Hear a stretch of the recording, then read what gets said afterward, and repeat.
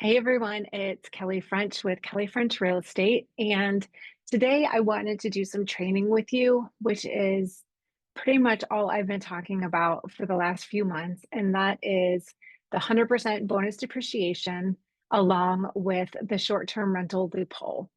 So I have a lot of clients that have been coming to me saying, my accountant tells me that I need to buy a short-term rental property before the end of the year for tax purposes. Can you help me? And so the teaching behind that is typically real estate investments are what's considered passive income. So passive income from a short-term rental property cannot go against your active W-2 income on your income taxes. So in order to make the short-term rental investment property go from passive to active, we call that the short-term rental loophole. So there's a couple different criteria that need to be met in order for the short-term rental loophole to be correct in the eyes of the IRS. So number one, if they want to claim it on their taxes this year, they obviously have to purchase the property before the end of the year. They also have to have it actively available for rent on like an Airbnb site or with a property manager or wherever. The IRS is a little gray as to if the property is rented or if it just has to be on a rental platform.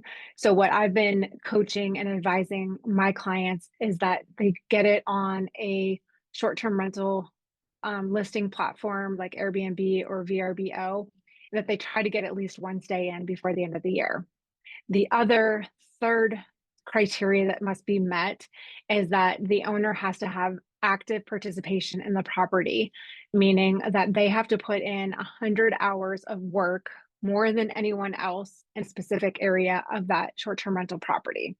So let me give you an example. What a lot of my clients are doing is they're purchasing a property, they're closing now, they're probably going to put it with a property manager after the beginning of 2026, but just to make sure that there's no gray area with the short-term rental loophole, they're putting their hours in now up until the end of the year, and then they'll turn it over maybe the first or second week of January to a property manager.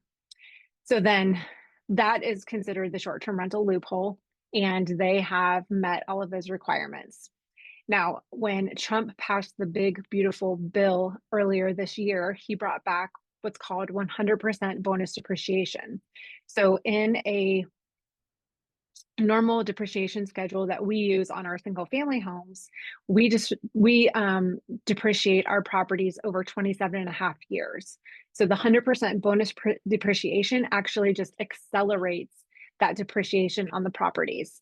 So a good example that my accountant had given me that I share with my clients, just as a rough estimate of what you can expect to save on your taxes with the 100% bonus depreciation, is if they purchase a property, let's say for $500,000, approximately 25% of that purchase price, which would be $125,000, is what would be considered active income that would be a loss because you're taking that depreciation on your taxes when you file them next year for 2025.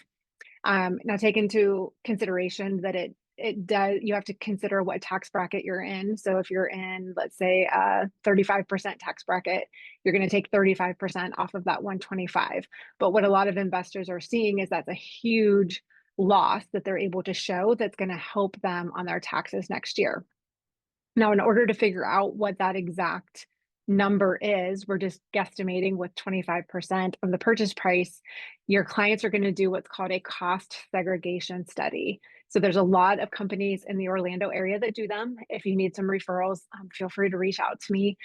But they will do a cost seg study, and the company, it's through an engineer, they'll actually do something similar to an appraisal that will come up with what the useful life is of all of the different pieces and parts of the property.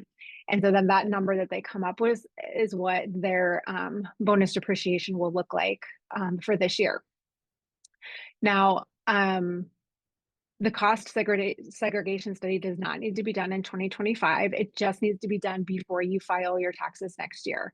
So if it's for an investor and they know that they always do an extension on their taxes and they're not going to be worrying about their taxes until next fall, they could most definitely wait, and they have that time frame in order to do their cost segregation study. So I hope that cleared up some of your questions about short-term rental loophole as well as 100% bonus depreciation. As always, feel free to reach out. This is what I do every single day, talking with investors. So I'd be happy to answer any questions that you have. Thank you so much, and I'll talk to you soon.